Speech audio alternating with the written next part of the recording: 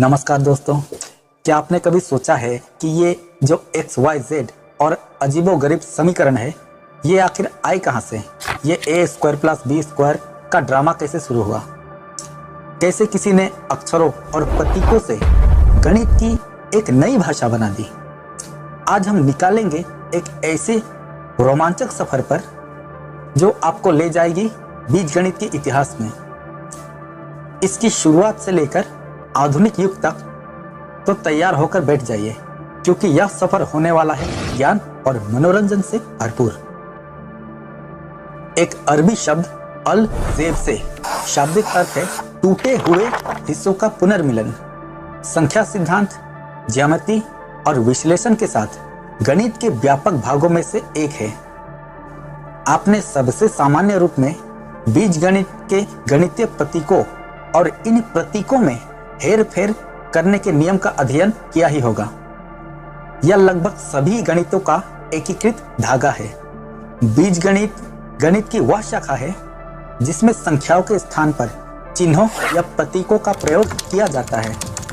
बीजगणित के आधुनिक संकेतवाद का विकास कुछ शताब्दी पूर्व ही प्रारंभ हुआ है, परंतु समीकरणों को समाधान करने की समस्या बहुत ही पुरानी है।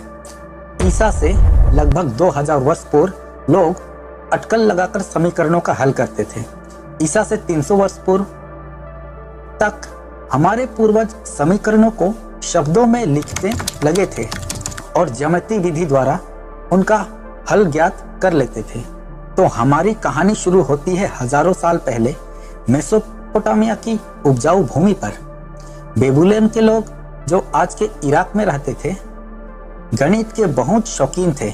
हैरान करने वाली बात यह है कि वे जटिल बीजगणित समस्याओं को हल करना जानते थे, जबकि हमारे पास तो अब अक्षर भी नहीं थे।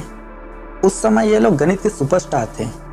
1800 ईसा पूर्व में इन्होंने मिट्टी की तख्तियों पर ऐसे सवाल लिखे जो आज भी टीचर के पसीने छुड़ा दे। एक उदाहरण है, एक खेत है, उसकी लंबाई चौड़ाई से 10 ज्यादा है, क्षेत्रफल 600 है, तो बताओ लंबाई कितनी होगी? इन्होंने इसे हल करने के लिए जो तरीका यूज किया वो था बीजगणित का बेसिक फॉर्म बिना एक्स के। इसे फॉल्स पोजीशन कहते थे, यानी गैस मारो और चेक करो। मजेदार है ना? ये देखिए, ये है मिट्टी की पट्टियां जिन पर उन्होंने अपने गणितीय ज्ञान को उकेरा था। वे न केवल साधारण समीकरण को हल करते थे, बल्कि द्विघाती और त्रिघाती समीकरणों तक पहुंच चुके थे। हालांकि उनका तरीका थोड़ा अलग था। वे सब कुछ शब्दों में लिखते थे, हमारे जैसे प्रतीकों का इस्तेमाल नहीं करते थे, लेकिन उनका काम बीजगणित की नींव रखने में बहुत ही महत्वपूर्ण था। इसके बाद हम रुख करते हैं प्राचीन मिस्र की पिरामिडों के निर्माण और नील नदी के किनारे खेती करने के लिए भी गणित की जरूरत थी। हालांकि उनका जोर मुख्य रूप से अंकगणित और ज्यामिति पर था, लेकिन उन्होंने भी कुछ ऐसी तकनीकें विकसित की जो अप्रत्यक्ष रूप से बीजगणित के विकास में सहायक हुई। अब हम पहुंचते हैं यूनान, ज्ञान और दर्शन की धरती पर। यूनानी गणितज्ञों ने ज्यामिति को एक तार्किक ढांचा दिया। पाइथागोरस और यूक्लिड जैसे दिग्गजों ने ऐसे सिद्धांत दिए जो आज भी गणित की आधारशिला है। यूनानियों ने संख्याओं को ज्यामितीय आकृतियों से जोड़कर देखा। उन्होंने लंबाई, क्षेत्रफल और आयतन के माध्यम से कई बीजगणितीय सत्यों को समझा और सिद्ध किया। हालांकि उन्होंने बीजगणित को एक अलग विषय के रूप में विकसित नहीं किया, लेकिन उनकी तार्किक और प्रमाण आधारित सोच ने भविष्य के गणितज्ञों के लिए एक मजबूत आधार तैयार किया। लेकिन बीजगणित को एक अलग पहचान दिलाने का श्रेय जाता है एक यूनानी गणितज्ञ डायोफेंटस को। 3री शताब्दी ईस्वी में उन्होंने एक अद्भुत पुस्तक लिखी, अरिथमेटिका। इस पुस्तक में उन्होंने प्रतीकों का इस्तेमाल करना शुरू किया और अज्ञात संख्याओं के लिए अक्षर का प्रयोग किया। उन्हें अक्सर बीजगणित का जनक भी कहा जाता है। अब रुख करते हैं अपने देश भारत की ओर।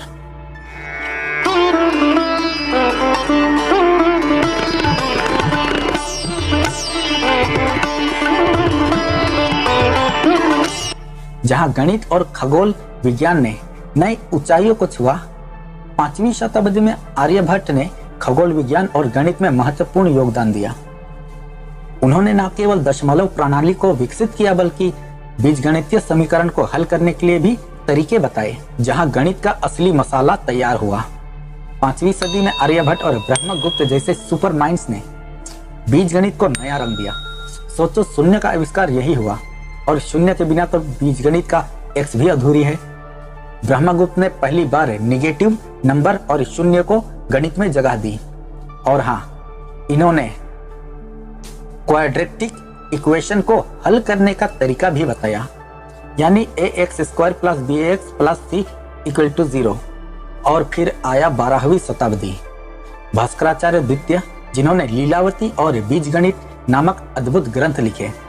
बीजगणित विशेष रूप से बीजगणित के सिद्धांतों और समीकरणों को हल करने की विधियों पर केंद्रित थी।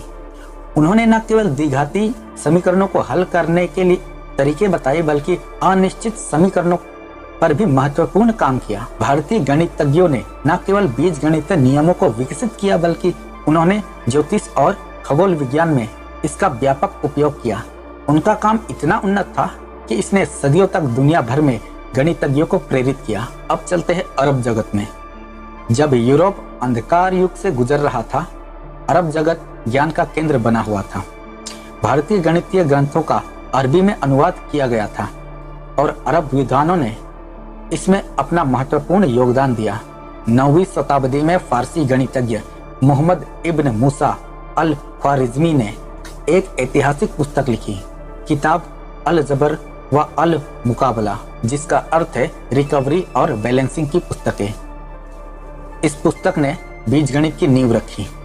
यह पुस्तक बीजगणित के बुनियादी सिद्धांतों और समीकरणों के समाधान की प्रक्रियाओं को विस्तृत करती है।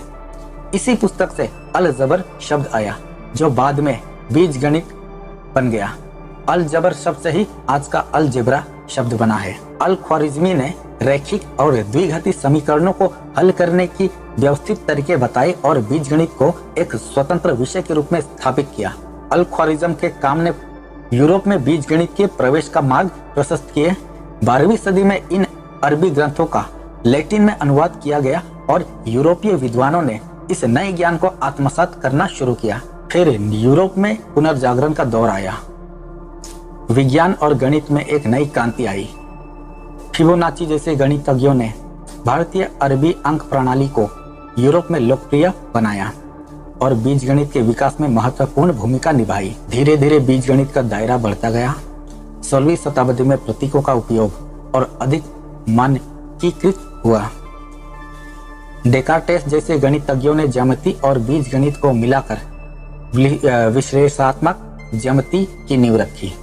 आज बीजगणित सिर्फ x और y तक ही सीमित नहीं है, यह गणित की एक विशाल शाखा बन गई है, जिसका उपयोग विज्ञान, इंजीनियरिंग, कंप्यूटर विज्ञान और अर्थशास्त्र जैसे अनगिनत क्षेत्रों में होता है।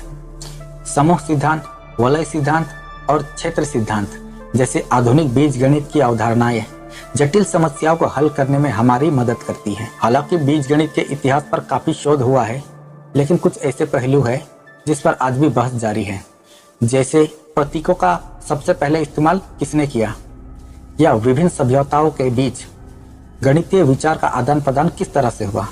यह इतिहास हमेशा विकसित होता रहता है। तो दोस्तों, यह थी बीजगणित की एक संक्षिप्त सफर। हमने देखा कि कैसे हजारों साल पहले इसकी जड़ें मेसोपोटामिया में जमी और कैसे भारत, यूनान और अरब जगत के विद्वानों ने इसे आगे बढ़ाया। आज बीजगणित हमारे आधुनिक जीवन की एक अभिन्न अंग है। भविष्य में बीजगणित नई ऊंचाइयों को छुएगी। आर्टिफिशियल इंटेलिजेंस, डेटा साइंस और क्वांटम कंप्यूटिंग जैसे क्षेत्रों में इसकी भूमिका और भी महत्वपूर्ण होने वाली है। उम्मीद है आपको बीजगणित के इस ऐतिहासिक सफर में मजा आया होगा और कुछ नया जानने को मिला होगा। अगर आपको यह वीडियो पसंद आया तो इसे लाइक करें, शेयर करना ना भूलें। और हाँ, अगर आपके कोई सवाल या सुझाव है तो कमेंट सेक्शन